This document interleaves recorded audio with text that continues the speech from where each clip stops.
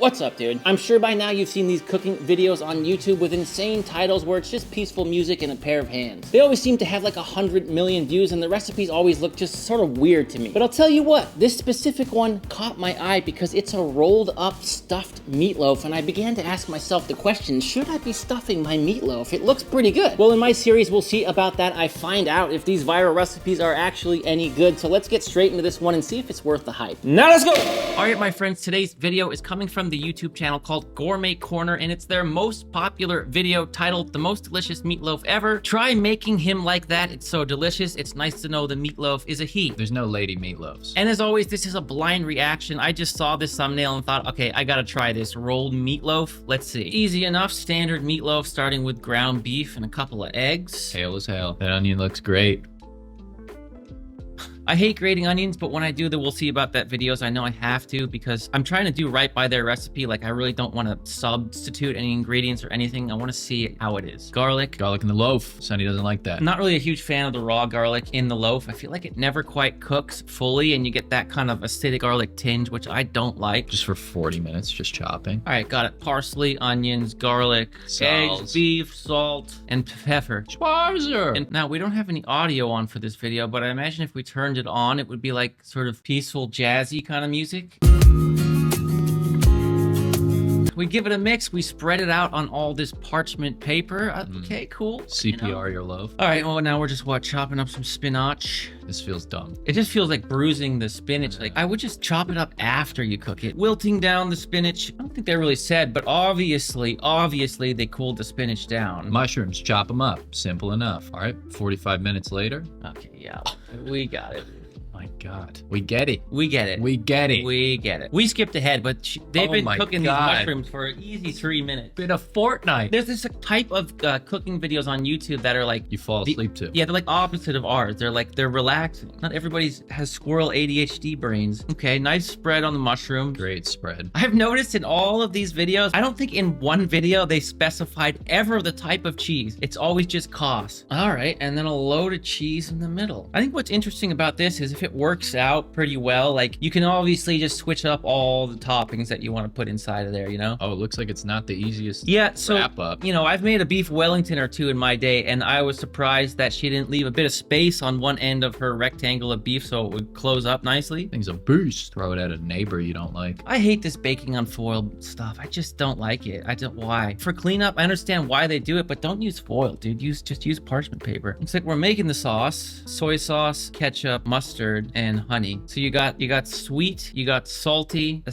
little bit acidic from the soy sauce, but this is a really sweet, salty combination right here. The only thing I feel like that's missing is a bit of vinegar. It needs the sour, man. Needs that sour. Usually when you make meatloaf, like, you cook it for a bit and then you put on the glaze. A little premature, but let's see how that works out. And then cover it and have the foil touch the glaze? That's f***ing insane! Ugh! I can't watch this, dude. Can't. This hurts. I do dumb shit all the time. They're making a salad to go with it. Skip. Here we go. Why the hell? Oh, why would you do that? Oh my God, that looks disgusting, dude. That looks like melted face. Nightmare on Elm Street. Ugh. It's a bit Freddy Krueger. Yuck. It's on there. It's on there. Can we?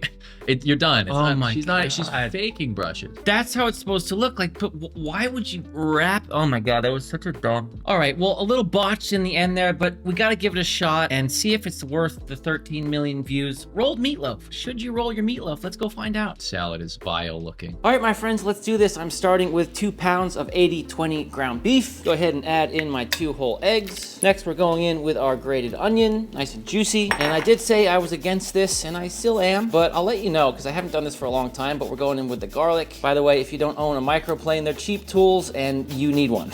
Link in description. Our chopped Italian parsley, salt, Sergeant Gilbert reporting for duty.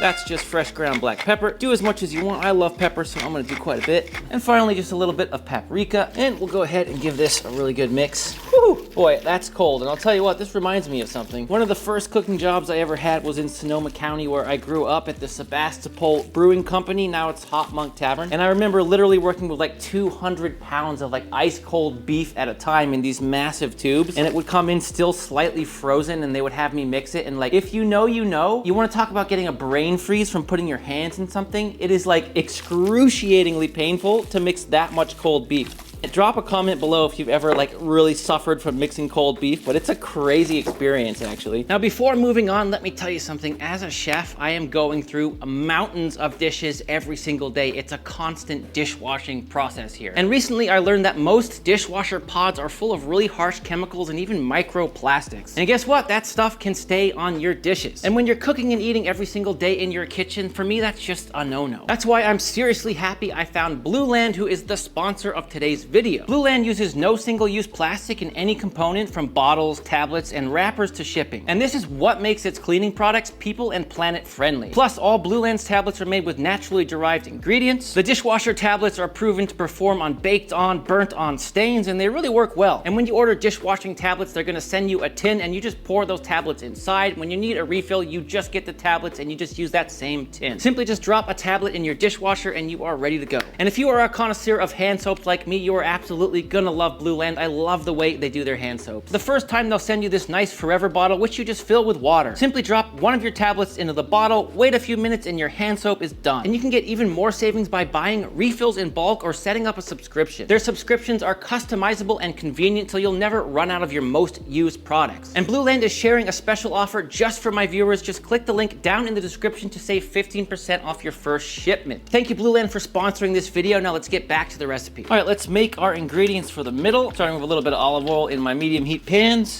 Add our mushrooms and our spinach. Do a little sprinkle of salt. And with the spinach here, I literally just did it for a minute. So much heat in that pan right now. I don't want to overcook it. It is absolutely totally done. I'm just gonna get it out onto a plate so it stops cooking. I'll spread it out. I'll pop it in the freezer for a few minutes. And the mushrooms, I'm gonna continue cooking down a bit. I see she didn't really get a lot of color on her mushrooms, but I think a little more color here is definitely gonna give us more flavor, so I'm not against it. And after about 5 minutes of cooking, they've got a lightly golden brown color. I'd say that's good. I'm gonna go ahead and get these out. Spread them out. Again, we'll put these in the freezer right away, just for about 5 minutes so we can build this thing. All right, buddies, everything is here. We are ready to assemble. Let's get this thing together. I'm gonna build it all on the sheet pan instead of doing that transfer thing, just because it's gonna be easier. Here comes our meat plop. And let's go ahead and spread this out. Give it a little, now remember, it's a he. So it's a bad boy. It's a bad boy, bad boy.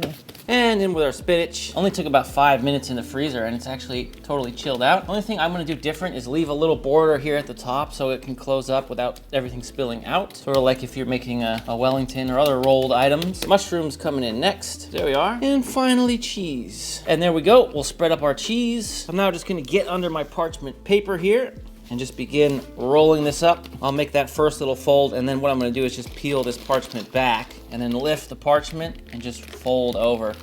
It's actually easy money, my friends. Now when I get to the end here, I'm gonna drag to the middle, roll one more time, and from here, I'll go ahead and even out my log a little bit like so. And I'm also gonna crimp these edges in here so that the filling stays in, you know what I'm saying? Now, let's pull this back. And as you can see, we've got a very nice log here. And then I'm actually just gonna cut off this excess parchment, just like that, and we're good to go. And now I'm well aware that I'm supposed to glaze this now per the recipe, but I just can't. I can't. I'm not gonna glaze it and then wrap it in anything. I'm gonna bake it like this because look, there is already eggs in the meat, there's the onion, there's the garlic, that's all keeping it hydrated. And not just that, you have spinach and mushrooms and cheese on the very inside that's steaming it from the inside out. We don't need to cover this up, we don't need more steam. It's gonna be plenty hydrated. In fact, we wanna get a little bit of color on this. So into the oven it goes at 400 degrees Fahrenheit. Oh, I have a gaming channel. That kind of came out of nowhere, but I do. Linked in the description, go check it out. Let's make our glaze here, starting with soy sauce, tomato paste, honey,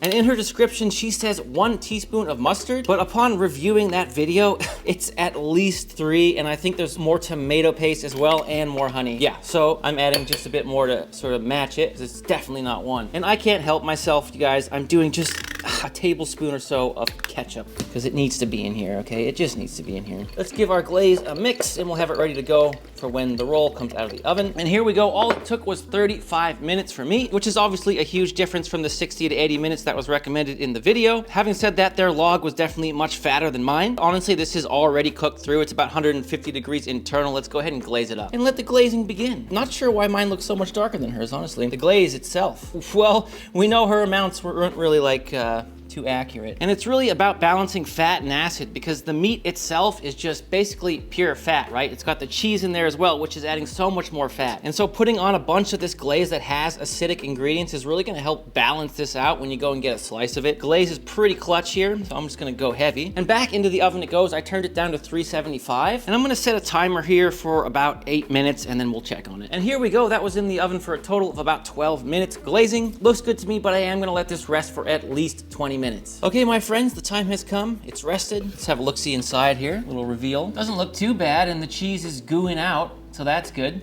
I did have a lot of cheese escape from the other end. I could have sealed it up a little better maybe, but that's actually working out pretty good. And look at this, my friends. You can see after 20 minutes, we even rested it a little longer. You see steam, right? Against my black apron here. It's still steaming a little bit, although it's nicely rested. My rule of thumb is if your meat is steaming, it's still too hot. You gotta rest it longer. Tiny little bits, okay? But not, if it's steaming, not good. All right, Marcus, here we go. Fork flip. You know what? I'll let you do the honors, bud. That's kind of awesome. I stabbed it too hard. Once you split it in half, it's not that funny looking. What do you think, Marcus, before you taste it? You think, okay, like, I love meatloaf, so this is just stuffed meatloaf. Honestly, yeah, like, it can't be bad, right? Better than she did. Can't be bad.